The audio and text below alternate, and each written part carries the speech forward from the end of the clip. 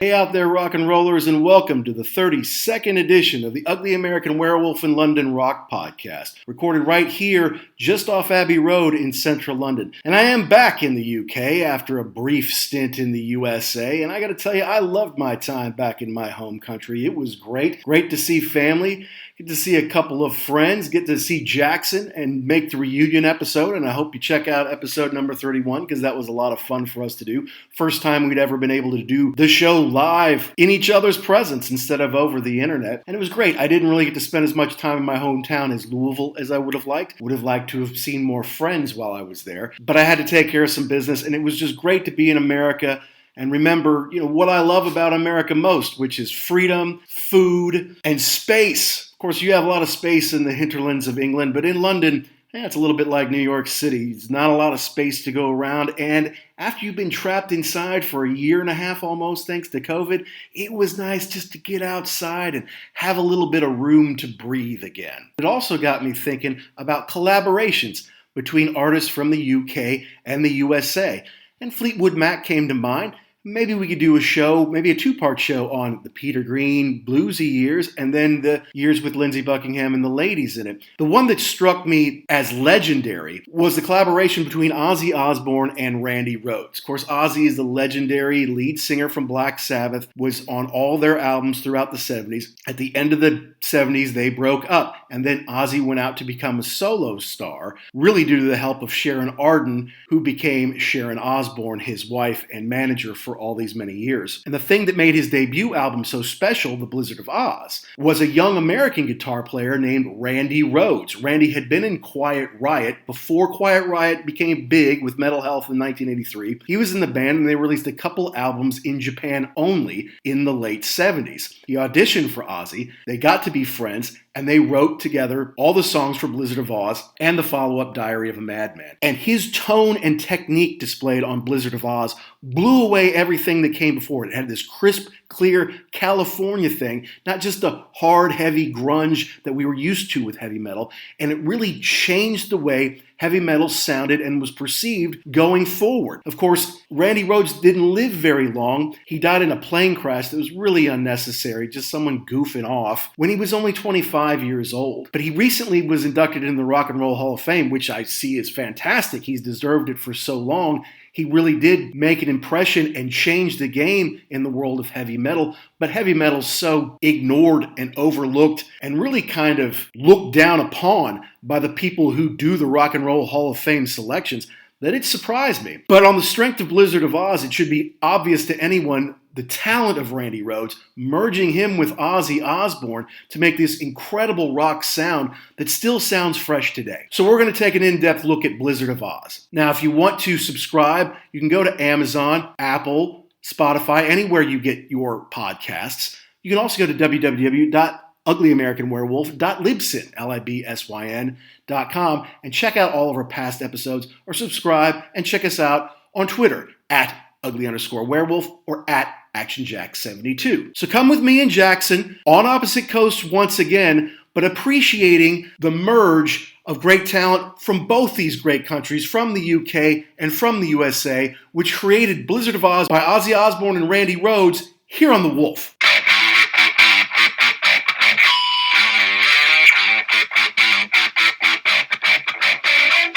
Yeah, so 1980, Blizzard of Ozz comes out after Ozzy is kicked out of Black Sabbath, basically, which is kind of amazing. It's not like he was the only one who was drunk and doing cocaine.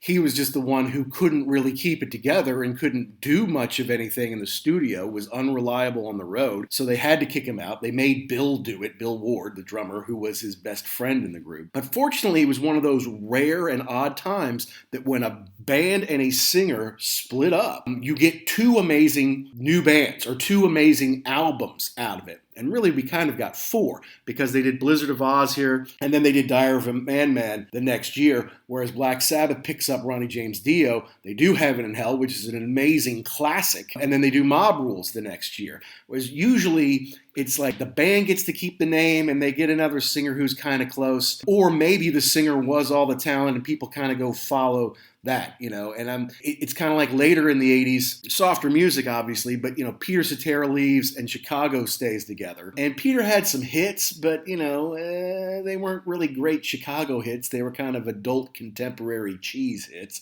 And Chicago's, I'd say their chart success was over. They were still viable as a touring act and still are to this day. But, neither were really quite the same afterwards, where it seems like Ozzy's profile went way up thanks to Blizzard of Ozz and thanks to Randy Rhoads and his virtuosic guitar playing. And Black Sabbath had a huge comeback with Heaven and Hell. It didn't sell as well as Blizzard of Ozz, but it gave them the chance to tour big again and go in a new direction. And the interesting thing for me is that I went back and listened to a lot of Never Say Die, which was the last Black Sabbath record with Ozzy, and it's just kind of all over the place. It wanders around. To me, it's almost like they had to make a record, so they just said, okay, here is this kind of mishmash pile of stuff. So it's interesting because Bill Ward, in our earlier episode when we were talking about the Ronnie James Dio years, said he was really sad because the band was breaking up. He wished they could stay all together. But to your point, it really got a lot better for everybody once they disbanded, once they went their separate ways and kind of got refocused. And I know that one of the big things Ozzy says about Randy was he really sat down and taught him how to write songs, where they never did in Black Sabbath. Apparently they just yelled at him and, according to Ozzy, and just said, do this. And Rhoads just said, okay, we're going to sit down. We're going to, here's how you put all the tracks together. Here's how you score music. So yeah, it really turned out to be two great deals. You're talking about the bands that go their separate ways and don't get to quality products. Van Halen and David Lee Roth. Let's be real honest about that. Roth those records where they may have had some tracks that were on the radio, but they weren't stellar albums. That's right. Although, I think a lot of the fans went with Dave, and he did have Billy Sheehan and Steve Vai on his record. Absolutely. So it's like he has this amazing talent on his record. It's the MTV era, so he puts out the videos, and he gets a lot of attention. But is anybody listening to those now? Whereas, do people still listen to 5150? I do, or You Went 812? All the time. Yeah, those are great records, they fit in great. So yeah, usually when there's a split, one goes up and one goes down or kind of sideways maybe. But this was a little bit different, and it's shocking just when you think about the state that Ozzy Osbourne was in. Look, Ozzy, from what I can tell, all the shows, all the interviews, all the stuff I've seen with him, Ozzy's a pretty sweet guy. He's not a bad person. He's not the sharpest knife in the drawer. He has certainly made some bad decisions. But I credit all of his success as a solo artist to Sharon Arden, now Sharon Osbourne. Okay, the daughter of Don Arden, who managed all sorts of bands, including Black Sabbath, who found Ozzy drunk and wasted in a hotel above the Sunset Strip, but cleaned him up and figured, I can make something out of him. He still has viability, and got him together and got him a band to make this record. And, who pushed him from there? Who pushed him out on tour? Who pushed him to make the reality TV show? It's all been Sharon all this time. She is someone who gets stuff done. She is a tough woman, and apparently her dad, Don, was a real tough guy who actually had a hit out on her at one point. I don't know if that was over the way she was taking Ozzy away from him, because Ozzy was under his management, or what was going on. But the fact of the matter is, Sharon Arden Osbourne is the reason for Ozzy's success. Correct. Yeah, absolutely. She recognized kind of a diamond in the rough. Not that Ozzy didn't have success with Black Sabbath, but knowing that he had something in him as this charismatic frontman, but yeah, needed that push, because I think he couldn't get out of his own way, and that's what he was saying when he got kicked out of Black Sabbath. He was just despondent and didn't know what to do. So yeah, he needed that 1-2 punch of Sharon pushing him out there, making him do it, and then Randy making him a better musician to put these albums out. And you're right, to this day, both Blizzard of Ozz and Diary of a Madman still sound pretty fresh. There was a pretty cool video I saw of Ozzy and Jack Osbourne going to wherever the original master tape is stored, and listening to Crazy Train unmixed, anything, just the raw recording. And to hear Randy play on that, and he had a couple of, it wasn't it was one of the other takes that he had, and so there was some other stuff in there, but it still sounded, if you didn't know what it was, it still sounded pretty fresh today, where a lot of stuff back then, you're like, ooh, ew, that's 80s. It sounds fantastic. I agree. And like I was saying, if you go back and listen to Randy's contributions on Quiet Riot, the first album released in Japan, and I think 77, and then Quiet Riot 2, which came out the next year in 78, you would see little glimpses or little, some little fret behaviors like, ooh, there's a little something there. But he wasn't developed as a songwriter yet, and he's working with Kevin DuBrow, who was, just the champion of inane, sophomore, cliched lyrics. And he hadn't even grown up. Like, this is like 5, 6, 7 years before they even make Metal Health, right? So, it was really kind of bad. I'm like, there's some good guitar work in here. Once in a while, you might hear a good riff, but the songs just weren't there yet. And I think the rhythm section was not nearly up to par, like it eventually would be when Rudy Sarzo and Frankie Banali were in the band. Yeah, and who knows? I mean, I don't know whether it could have been the fact that Randy was younger. Like you said, DuBrow maybe said, this is what's going to happen. But yeah, once you let him off the chain, he changed the game. And I think that he is like Eddie Van Halen. He's very good at gassing and braking. Like he's got stuff that's very accessible, and then he's got the stuff that will belt your face off. Like if you want to start from the beginning here, I think that he definitely was a game changer, a lot like Eddie Van Halen, but not in the same vein, I guess. Like he was more on the classical side, and you can really kind of tell that when you listen to this album. But I was looking at the sales on this deal. Blizzard of Ozz only sold 4 million copies, which sounds ridiculous to me when I look at this track listing. I know. Compared to the first Van Halen record, which I think had sold over 10. So it's really kind of a shame to me that he was on this record. That's more of it's got a lot of big tracks on it, but it's more of kind of like a niche album. It never really hit big for like mainstream like Van Halen did.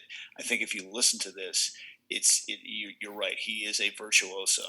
It's tragic to me that he died so young, and then you'd think like, what would he have done after that? I know Ozzy said that probably he wouldn't be in the band anymore. It wouldn't be like a Steve Stevens thing where they've been together, but he probably would have done more classical stuff. Right. But I think he probably still would have been with Ozzy, at least writing songs. Well, maybe. I mean, it's hard to tell. From what I've read is that, he was serious. He was talking to people about going to UCLA and getting that classical guitar PhD or some kind of degree in that.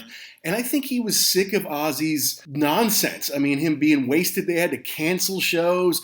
He would not be ready to perform up to 10 minutes ready, before, and someone would have to coax him, Sharon or Randy or someone have to get in his ears like, look, we have to give the fans what they want. I know you're hungover. I know you were up for 4 straight days drinking and snorting, but we got to give this show, So, yeah, he said Randy probably would have left, and that Randy probably would have left after the Diary of the Madman tour.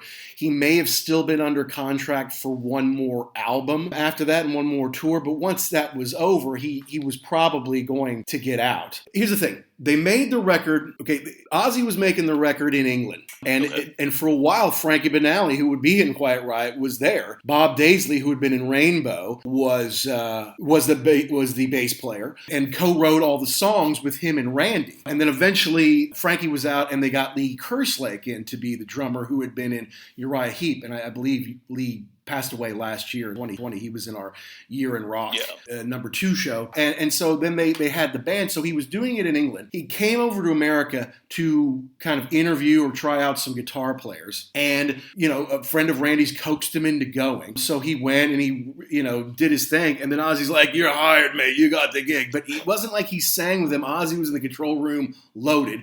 Randy was in the recording room. He's like, okay, thanks. And then, of course, then Ozzy went back to England, so they tried some stuff out. And then eventually, he's like, you know what? There's this kid in America who's really awesome, who I heard play. We should get him over. And I think Daisley was like, no, man, let's keep it kind of the same way Bill Ward was like, as soon as we don't have 4 Englishmen, it's not the same anymore. He's like, let's get 4 Englishmen in here, because it's not the same. We bring some American, especially some kid who we don't even know. Let's not do it. But Ozzy said, yeah, we're going to do it. So they fly him over here. They don't have the paperwork, like the work permit to get him in. Someone from Jet Records is supposed to go down to the airport to sort it out. They don't go, so they ship Randy back to America. Then Ozzy has to apologize and say, okay, I promise we'll get it worked out this time. They fly him all the way back to England from California again, and this time he gets to get out, and he lives with Ozzy and his first wife. He and Sharon may have had a little bit of a thing going, but he was still living in England with his first wife and his first two kids. Anyway, so he lived with his wife, and then, yeah, they wrote all these amazing songs together, and they're saying this music is dead, heavy metal is dead, Black Sabbath is over, this isn't gonna go anywhere, and yet they made this incredible album that really showed off Randy's extraordinary guitar playing and brought Ozzy really back from the dead. Yeah, and I think that if he was kind of in a tough spot at this time, because you're right, the heavy metal music was over. Black Sabbath was the shell of what it was. So really, he didn't have any kind of heat going into this. Like, oh, I can't wait for the new record from Ozzy Osbourne. It was like, oh, he's gonna put one out. Okay, well, we'll see. So you're right. The virtuoso of Randy Rhoads really pushing this thing with the riffs and then writing songs that Ozzy could sing. And we've talked about this before. He's got a very distinctive voice, but he's not a great vocalist. He has to sing songs in his wheelhouse, and these are all in his wheelhouse to really let him shine and showcase what he can do. Yeah, and then live, he really gets into it, right? He gets on the stage, right. He's clapping his hands, he's running around, he's biting the heads off of rubber bats, or even real ones if you throw one on stage, I suppose. Oops. And so, there's something going on live. But think about the music scene. By 1980, Black Sabbath had broken up, got a new singer. Aerosmith was breaking up. They were going away. Led Zeppelin, John Bonham died. Plus, they put out In Through the Outdoor, which really wasn't very heavy anymore. Deep Purple had broken up. All the heavy hitter, super hard rockers were gone. There was this new wave of British heavy metal kind of coming in, but that was kind of a proto-punk thing. It really hadn't quite developed yet into what it was going to be with the Iron Maidens and the Saxons and the Judas Priests and those kind of people. So there was kind of a void. And then here's the thing, it's crisp and clear. It's not kind of that doom grunge thing that Black Sabbath had, right? So that's that kind of California thing that Randy brought along with the vocals of Ozzy. Right, and it's also the well-documented story that, Iommi got his fingers cut off, or the tops of his fingers cut off. Right. And so he had to tune it down so he could feel it, and that was the Black Sabbath sound that kind of, to this day, it's still in all of the records, but you're right, this was high octane, this was crisp. When you hear him play, especially on some of the solos, it's almost like you can hear every single note, and it's sharp, and it's punching at you. But you were talking about the music scene, and I was listening to something, and they were talking about Gary Newman's Cars, Here in My Car. That came out in 1980, and they were saying when they heard that, and that was the new, here's the synths, this is the new genre. Yeah, so to have this come out and be a success was kind of counter to what was happening. It was almost like it was holding it. Wait. Give us another chance here. Don't go all the way with synthesizer music. Well, that's right. Because there is some of it on here, but it fits. Well, yeah, that's right. Don Airey, who has played with absolutely every hard rock and heavy metal act, it seems, over the years, and is currently in Deep Purple and has been for a long time now. But if you look at who he's played with, Gary Moore, Ozzy Osbourne, Judas Priest, Black Sabbath, Jethro Tull, Whitesnake, Saxon, Wishbone Ash, Steve Vai, Thin Lizzy, Brian May, Rainbow, Andrew Lloyd Webber. I mean, that's because he can really, really play. And obviously, it's something like Mr. Crowley, where they have that ominous keyboard, almost organ at the beginning of it. It really kind of sets the tone, but it also kind of shows what's going to be coming after out of L.A., like, the Rats of the world, or the revamped Quiet Riot with Carlos Cavazo, or even to some degree Motley Crue. Yeah, all of Randy definitely issued in the California sound. Starting from the top with I Don't Know. Like I said before, it starts a little slow, then it kicks into overdrive, and I'm actually kind of glad they didn't start with Crazy Train, only because I think that this might have been a little bit, kind of gotten lost in there, so it was a good way to start the album off. A little long, 5 minutes and 16 seconds. I know they do play it on the radio. I think they might cut it down a little bit, but it's a great way to start the record. Yeah, I mean, it's not exactly slow, but it's crisp and clear. It's not like rah, rah, rah, rah, rah.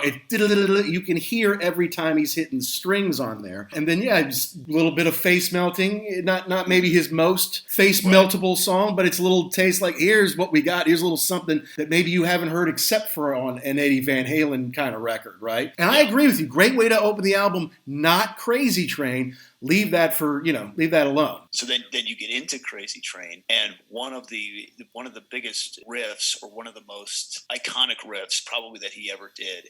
That's the signature song and it starts off with Ozzy's vocals, and the whatever that is, like the snake rattle or whatever. So what this thing is.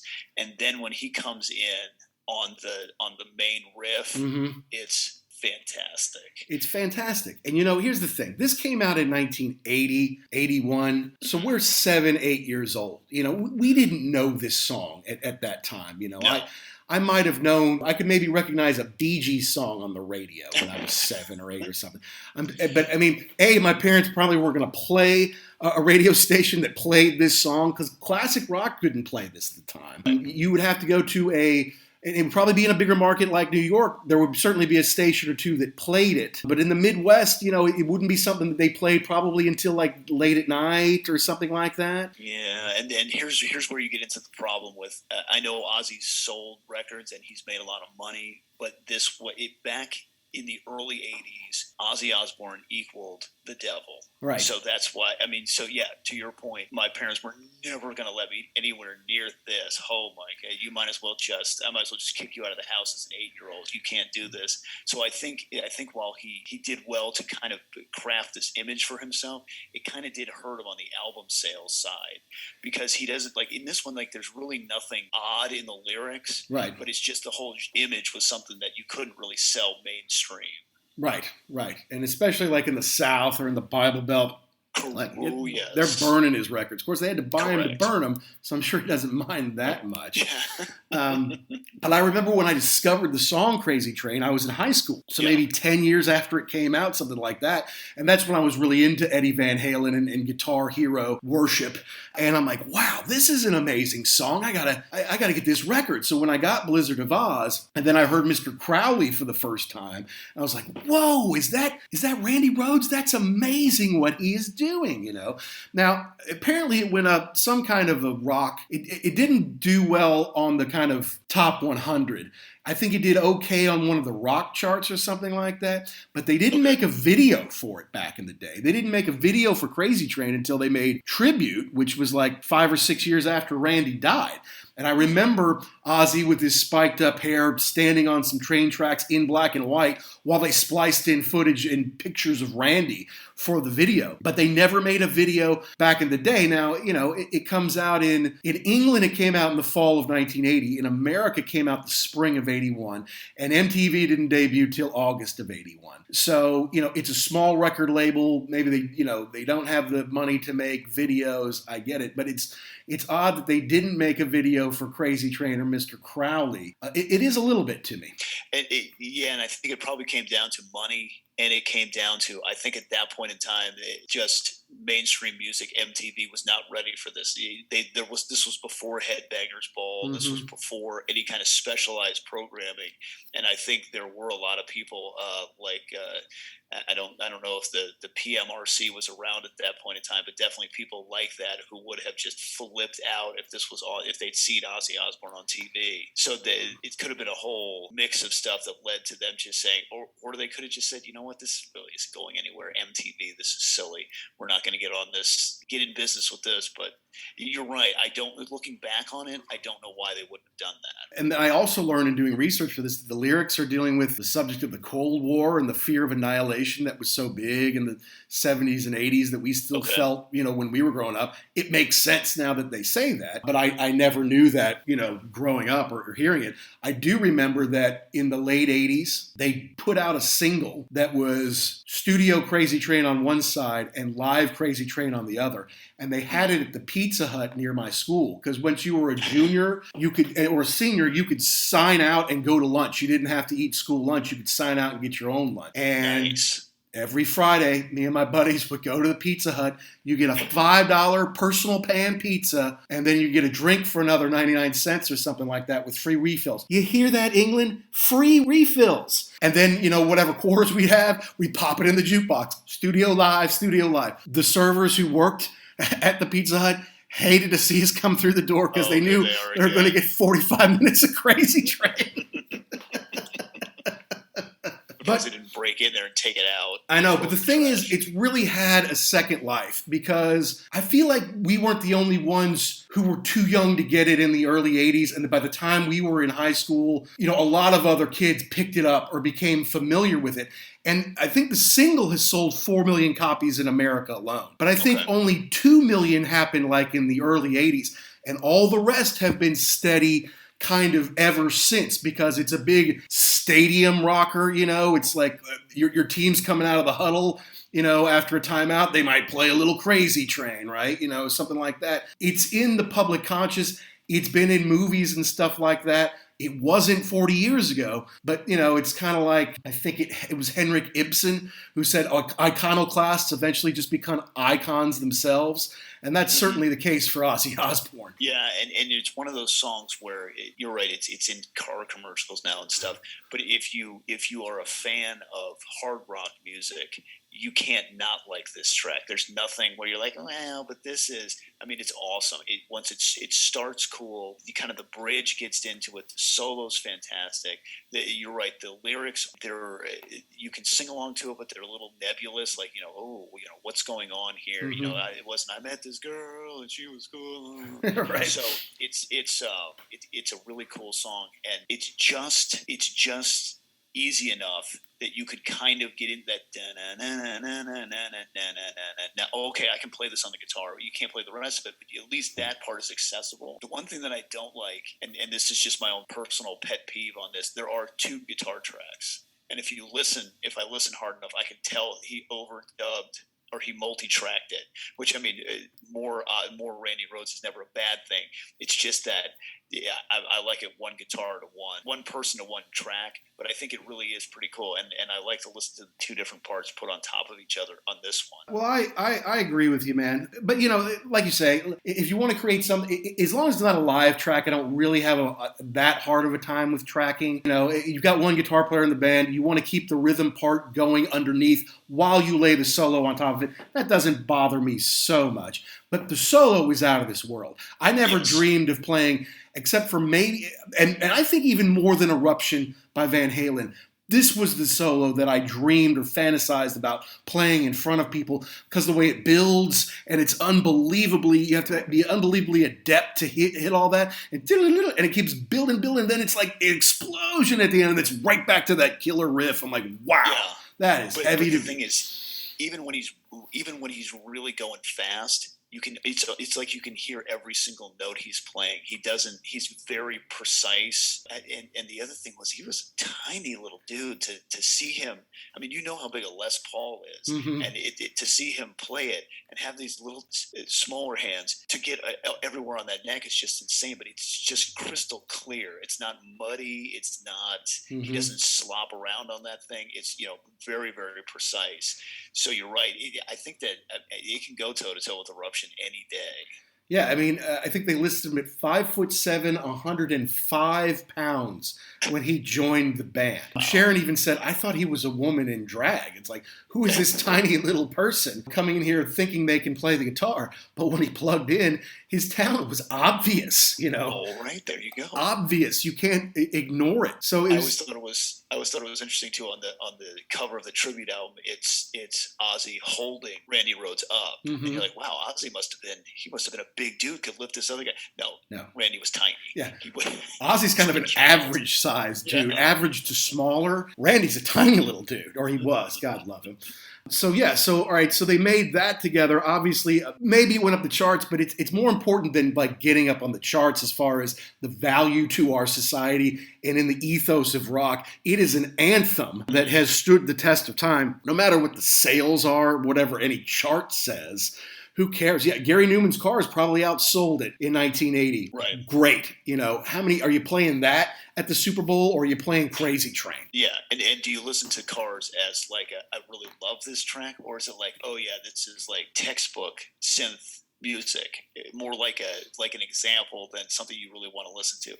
No, in 2021, as we're recording this, I will listen to Crazy Train probably today multiple times now after this and just say this is just awesome. Indeed. Now, there was a B-side, You Looking at Me, Looking at You.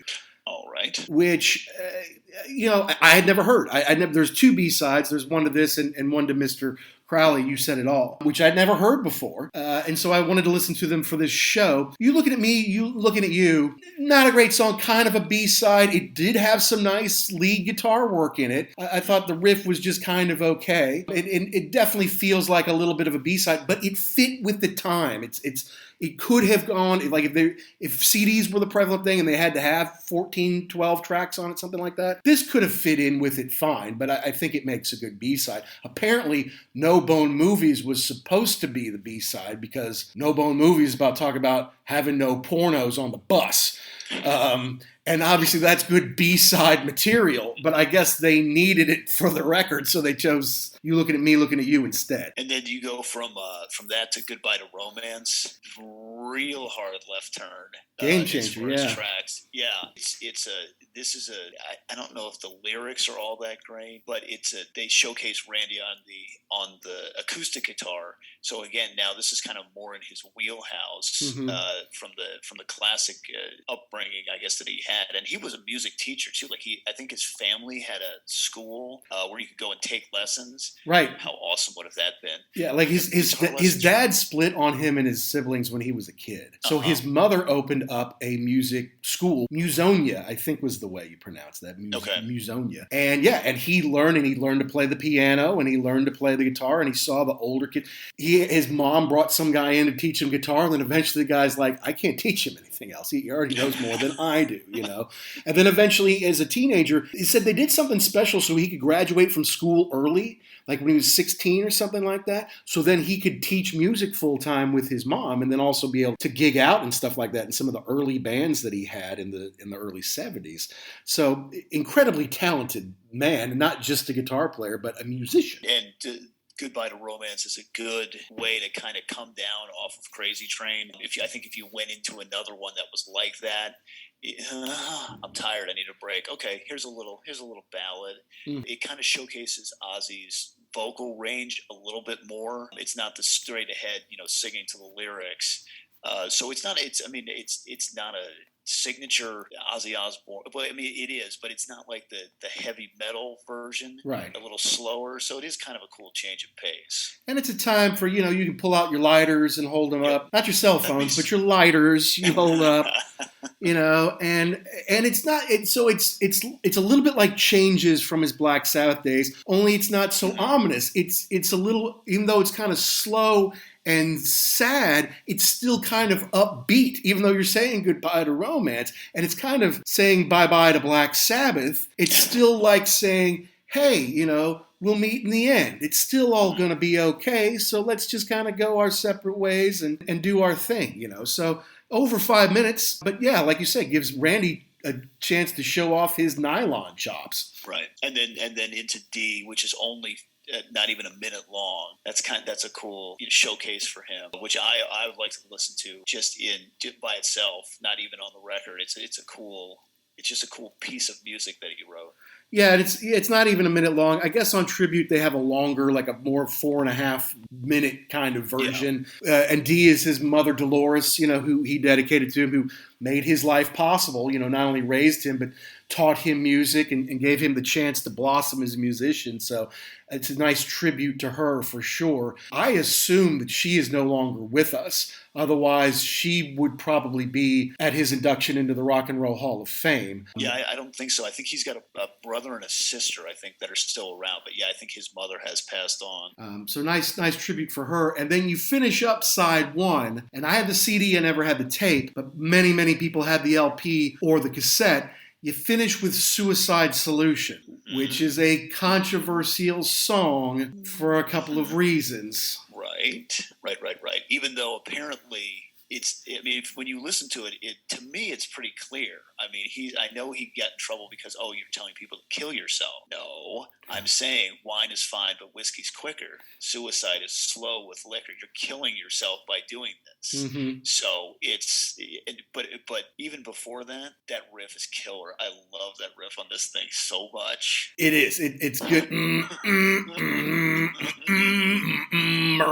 Yeah, it's a little heavier. It's not as light as, say, an I Don't Know or even a Crazy Train. Yeah. It's a little more tuned down and like, all right, here's the power chord in your face thing. And yes, he wrote it about Bon Scott, how alcohol is a solution, just like salt water is a solution, just like orange juice is a solution, a liquid, not a way to solve a problem, but a liquid that you will kill yourself with. And a young man who is going through some hard times, I'm sure, as many teenagers do, apparently was listening to this song and thought it would be a good idea to take his own life. It's kind of similar to the whole Judas Priest thing, the thing they went through in the 80s when the two kids made a suicide pact and shot themselves over Better By You, Better Than Me. Uh-huh. And they had to go to court over it and all that kind of stuff. And look, obviously those kids losing their lives is horrible. And it's tragic. Depression is something that people talk a lot more about now, and hopefully kids get a lot more help with. But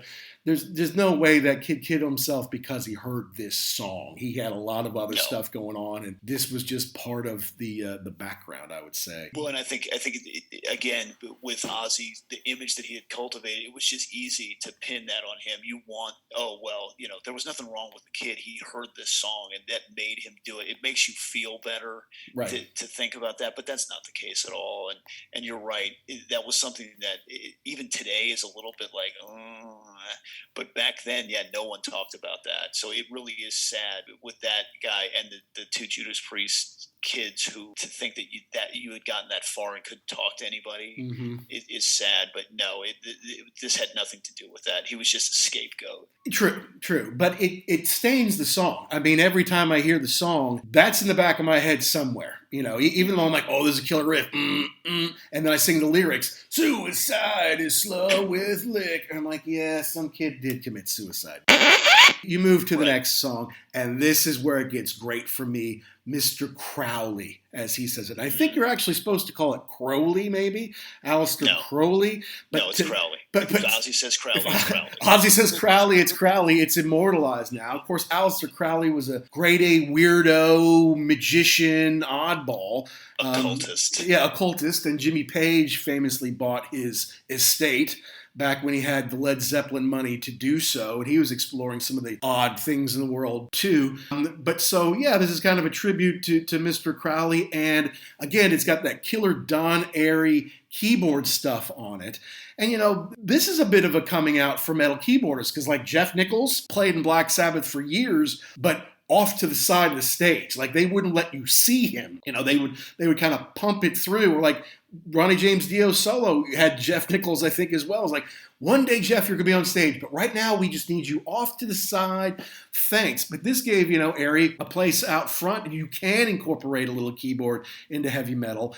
And then I call it both the solos, because there's a solo kind of in the solo spot, and there's also kind of the outro solo, if you will, for Mr. Crowley, for Randy. And they're both incredible, incredibly precise, incredibly melodic. Well, even before you get to that, there's the beginning where it's the keyboard, bum, bum, bum, whoosh, and then it kind of builds and then stops, and then Ozzy goes into Mr. Crowley, and then Randy comes in, not super, not hard, but it's not difficult, but it's awesome. And it's just a great way, and it's coming to you. You're like, oh, here we go.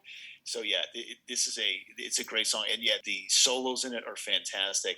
I think that, the problem with a record like this is you got so many great tracks. Does it get lost in there? It's on the second side. It wasn't the big single, but it really is a great track. And it did.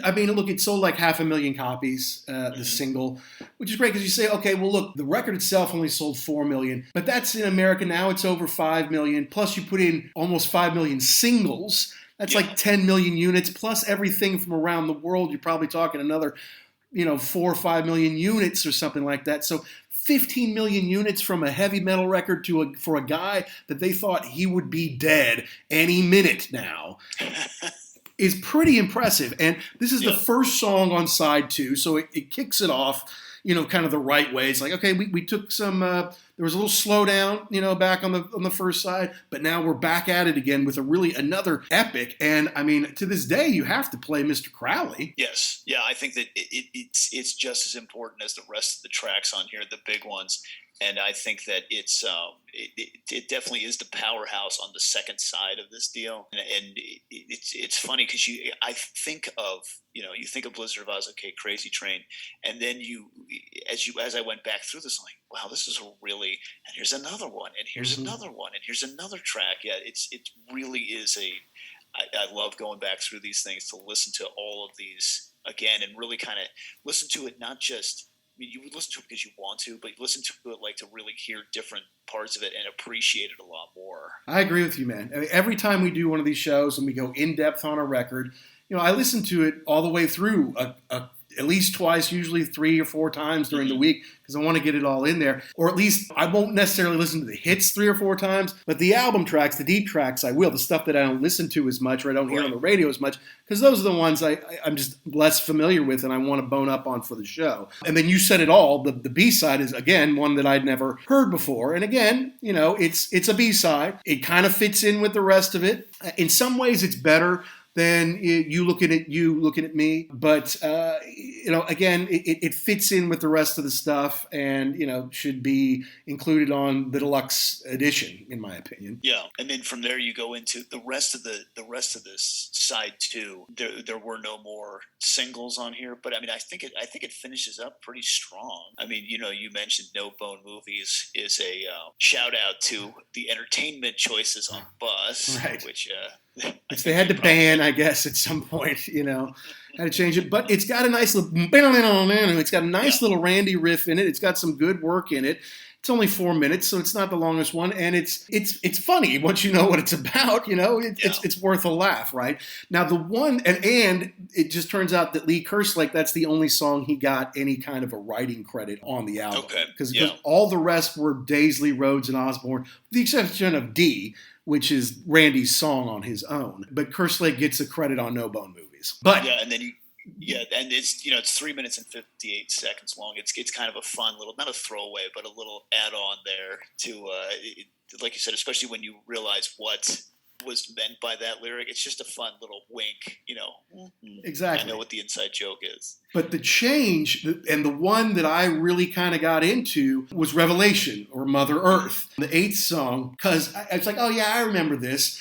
And it's a slow song. It starts with Randy on nylon and Ozzy kind of lamenting, through his vocals. But I kind of forgot that at the end, it heats up. And then there's some sick Randy guitar work on here that I had wholly forgotten about. Either because by that time, I'm like, okay, I'm at the end of the record. I'm not listening anymore. I'm doing something else that has me not focusing on what I'm hearing. There's some great stuff on that song. Yeah, and unfortunately on this one, 6 minutes and 9 seconds, this was not going to get played on the radio.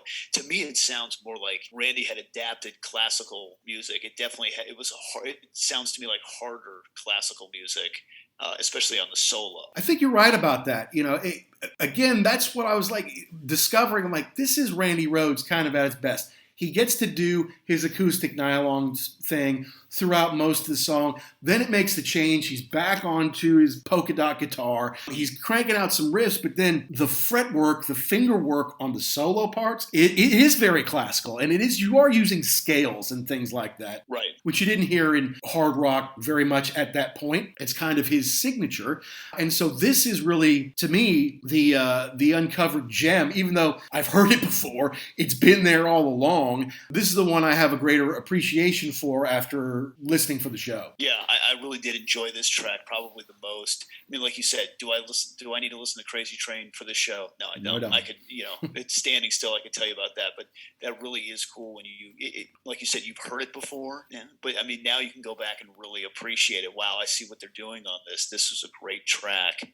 I don't know if I've never heard it on the radio before, but I mean, it's few and far between. But yeah, like you said, an uncovered gem on this record. And then I think Steal Away the Night is a great way to wrap up the record. I feel like sometimes I heard this on the radio, because it's only 3.5 minutes long. It's kind of radio friendly. It's got the good riff in it. Steal Away. It's kind of got that nice melody to it. Great song. It could have been a single, even though it wasn't. And I think it's a great way to wrap up the record. Yeah, I agree. I do like that when they purposely put something like that. Like you said, it could have been a single, and you could have put it anywhere on the record, but to put it at the end, it's not just a throwaway track. It's light. It's poppy. It doesn't really sound like it's not as kind of ominous as some of the other songs. So it is a good way to end up. Yeah, and then that's the record. That's Blizzard of Ozz, which we've listened to front and back over the years. Now, there was a reissue, I guess. Oh boy. Re-release. And it threw You Looking at Me, Looking at You in there. But it featured, because I guess Daisley and Kerslake at some point had vocalized some displeasure with their take on the record, how much royalties they get. And so it was decided, and I know who decided it. I know by whom it was decided, that Mike Borden of Faith No More fame, who was in Ozzy's band in the late 90s and early 2000s, and Robert Trujillo, who has now been in Metallica, is actually the longest tenured bassist in the history of Metallica, if you can believe that.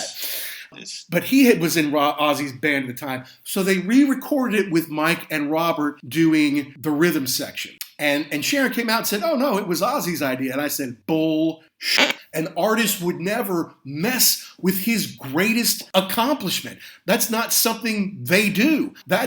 I'm the manager, and I want to screw someone else before they screw me. So I'm going to screw those guys, Daisley and Kerslake, and give the young guys a chance and pay them, lunch and a case of beer for doing it, right? Well, she's not the manager. She's the boss. Yeah. The boss I mean, that's well documented.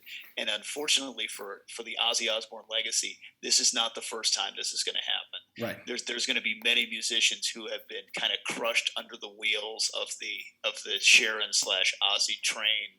I know pretty famously Jakey Lee, who was going to come on for the next two records, has lots of stories to tell about how he thought one thing was going to happen and then it turned out something else, and it always comes down to royalties, how much or payment at least for this deal.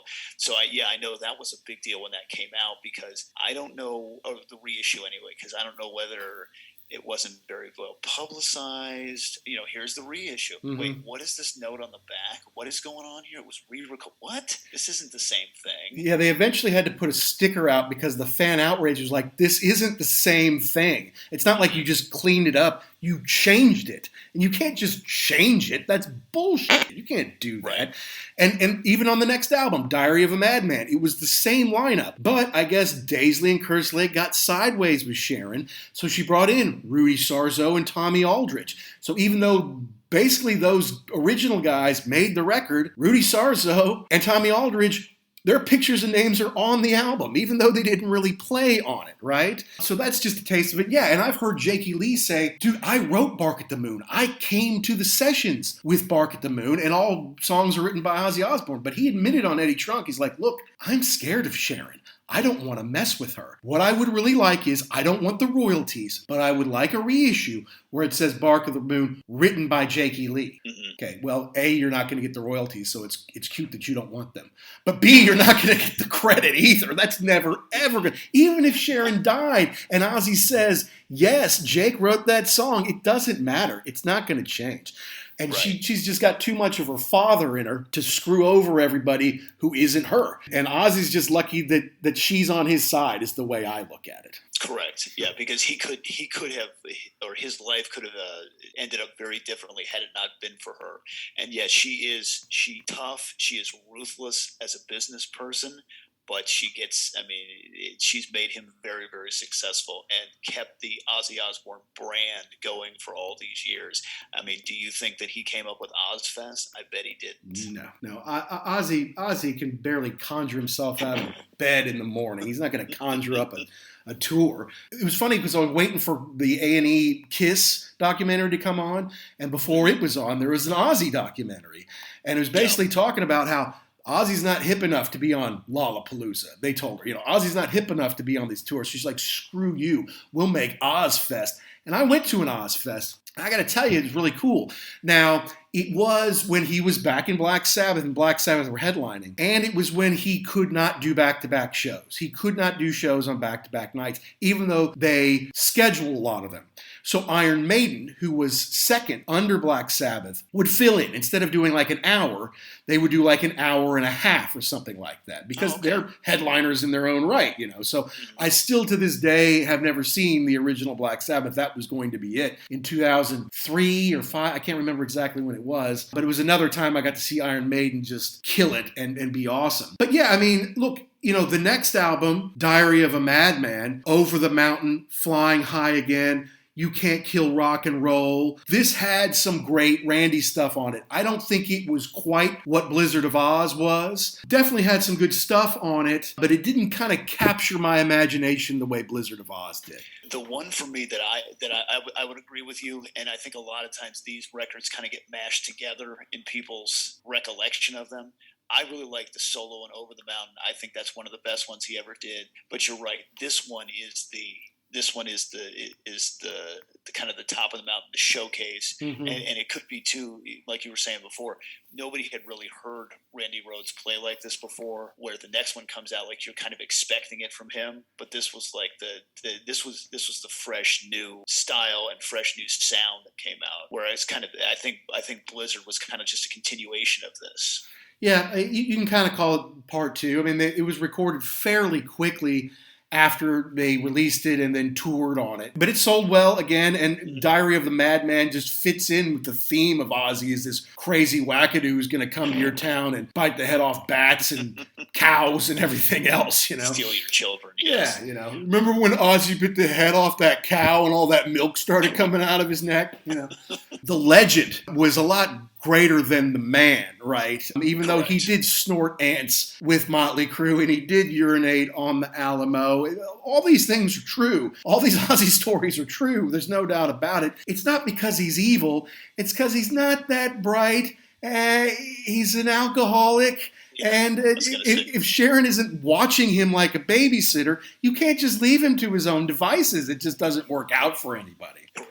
Yes, that is the thing. It's not that he's insane. It's just, yeah, you're right. He's just loaded a lot of the time. Yeah, he thinks, wow, this is a pretty good idea. Sure, let's do this. So then, of course, the tragedy in Leesburg, Florida, where they had to stop for the night next to a little airfield. Their bus driver, who was a licensed pilot but had apparently crashed stuff before, decided he would take some of the people up. And I guess he took Don Airey and maybe even Tommy Aldridge up on a flight. And they kind of buzzed over the bus. Then they landed. Then he said, okay, look, I'm not going to buzz the bus anymore. I'm just going to go up. And Rachel, who was like makeup artist, wardrobe artist, and a very close friend of Sharon's, said, okay, I'll go up. And Randy wanted to get some pictures, some overhead pictures for his mother to kind of show her, you know, what they were up to and all that. It's like, because he didn't really like to fly. So he's like, no, I won't buzz and do crazy stuff. We'll just go up there and take a look over. So Randy's like, cool, I'll grab my camera, I'll go. He tried to get Rudy to go with him. Rudy was tired. He's like, no, I want to sleep. Wow. Yeah, Rudy's like, no, I want to sleep. I'll go on the next one. Don't bother me. And then, of course, they buzzed it 2 times. On the third one, the wing actually clips the bus. It careens into a house, and everybody died. So Rachel, the pilot, and Randy Rhoads died for no good reason. I mean, for no good reason at all. It's one thing when, like, the Big Bopper and Richie Valens and Buddy Holly, they died. Look, it was the only flight out that night. It was snowing, and then the plane crashed. Or Leonard Skinner, it was a bad plane. It hit bad weather, and it crashed. This guy was just jerking off. This guy was just, oh, look at what I can do, you know? And he killed this talent. And honestly, man, over the years, a lot of people have asked me, if you could bring back one rock star from the dead, you can bring anybody back from the dead. And most people will say Jimi Hendrix or John Lennon or, you know, whoever they may like the best. I always say Randy Rhoads. Because he was only 25 years old. He was taking care of himself. He had this bright future. Whereas if you bring back Jimi Hendrix, yeah, his death was an accident. It was an accident that could have happened a week before. It was an accident that could have happened a month later. You bring back Jim Morrison, he's going to drink himself to death the next day. That's a waste of time. I get the John Lennon thing, but he was 40. He had already made most all of his best music. To me, Randy was somebody who was just snuffed out way too young, unnecessarily for no good reason. Yeah, I remember I had a conversation with my wife one time about I don't know what we were talking about. I think an Ozzy song had come on the radio, and I was lamenting about Randy Rhoads being dead, and so my wife's like, "Oh, what did he die of, like a drug overdose?" No, it was a stupid plane crash, like a stupid, useless, no fault of his own, just like you said, a guy jerking around trying to show off, and he's gone. And yeah, it snuffed out right when he was starting to really get going. And yeah, what would he have done? I don't know. Would he have continued in heavy metal? Would he have done more classical music? Would he have done like scores for movies? Mm-hmm. Who knows? I don't know. But he definitely was somebody who could have done all of those things, and it just never got the chance to. So you're right. Somebody like a Morrison, if you brought him back, he probably would have done something else to himself, or Hendrix.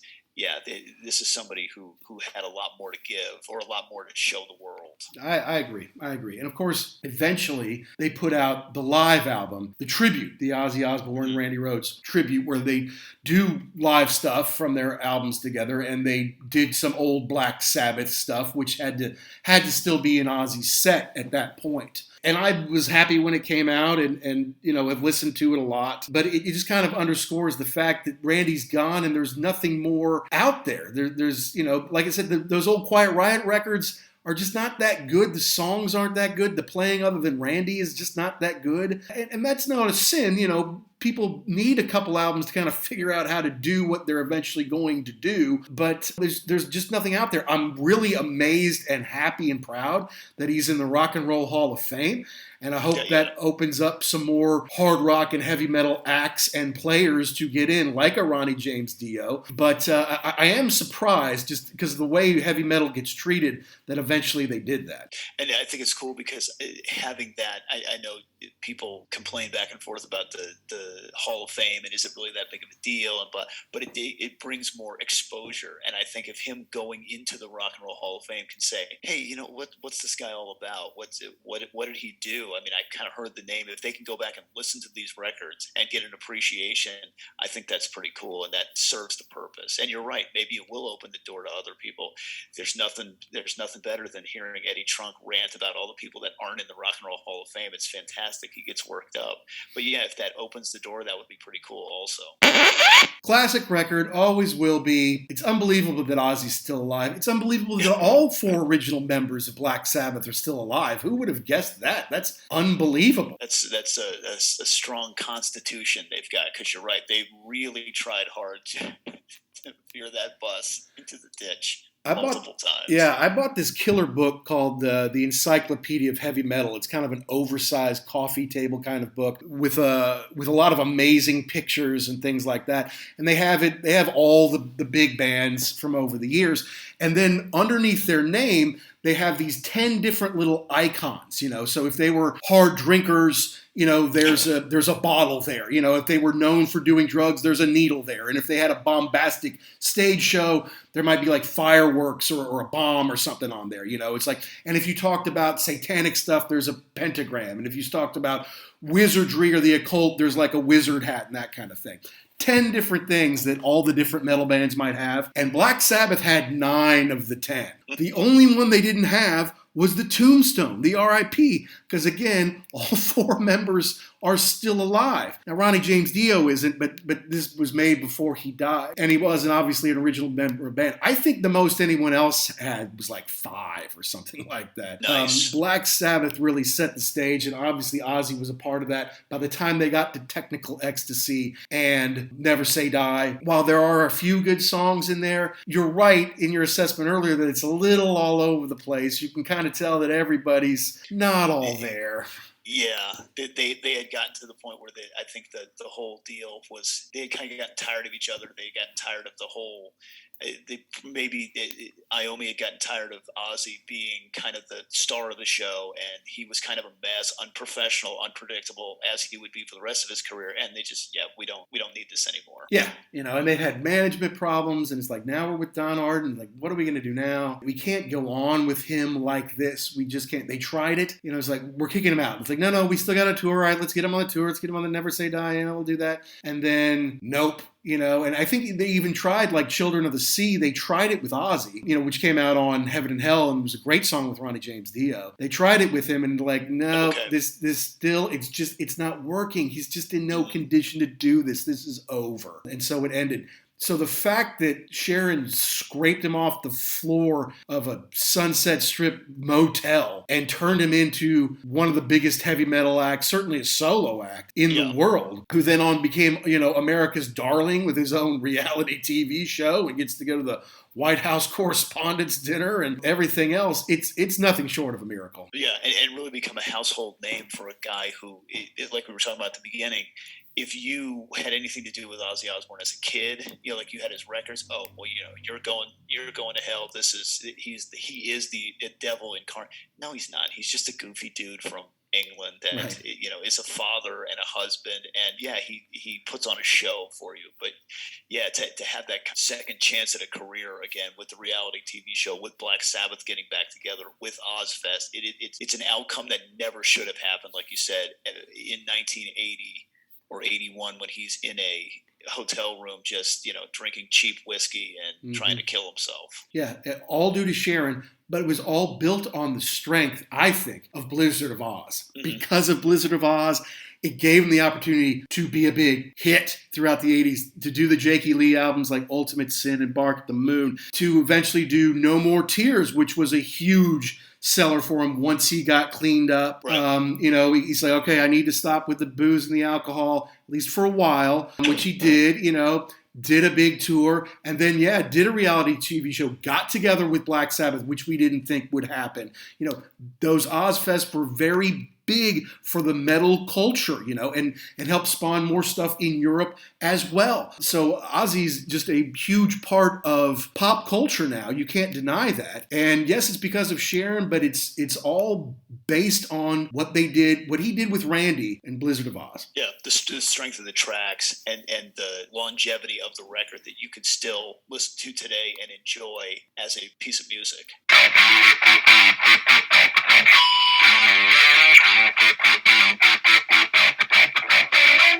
Well, that's our take on Ozzy Osbourne's Blizzard of Ozz from 1980, featuring the young and ultimately talented Randy Rhoads on lead guitar that really changed the course of Ozzy's career and the course of heavy metal throughout the 80s in America and around the world, spawning the big hit Crazy Train, which I don't know if you've been living under a rock or something like that, but if you have, you should really check out that song because it's amazing. It has amazing guitar work in it, and it's just a classic heavy metal hard rock hit. I was fortunate enough to see Ozzy play. He's not in amazing shape anymore. The last 20 years, I won't say he's been phoning it in. He's been working hard. I just don't think that he physically has the ability to really deliver. He always has an amazing band. The band always sounds killer. But Ozzy himself is a little diminished, and I know he's been trying hard, despite injuries, despite Parkinson's, to get out there and finish this one last tour. So I wish him Godspeed, and hopefully he will. Now, I know there's a lot of fans out there who know many details of Ozzy's life and career,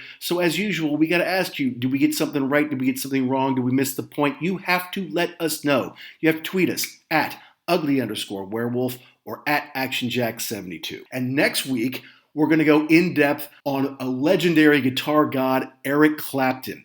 In the late 80s, he released a box set called Crossroads, which captured all of his hits from all the bands he was in over the years. The Yardbirds, John Mayall's Blues Breakers, Cream, Blind Faith, the solo stuff, Delaney and Bonnie, everything that he had done, at least all the big hits, in a 4 CD set. And it really changed my life, being able to hear all that stuff in one place, being able to explore all that great music from 1963 up until what was present day in the late 80s. So we'll get into that. And if you guys want to check out all of our past episodes, well, you can download and subscribe anywhere you get them, Apple, Amazon, Spotify, anywhere you want. You can also go to www.uglyamericanwerewolves.libsyn.com and give us a shout or check out all our past stuff. So until next week, all you rock and rollers all over the world, be cool and stay safe.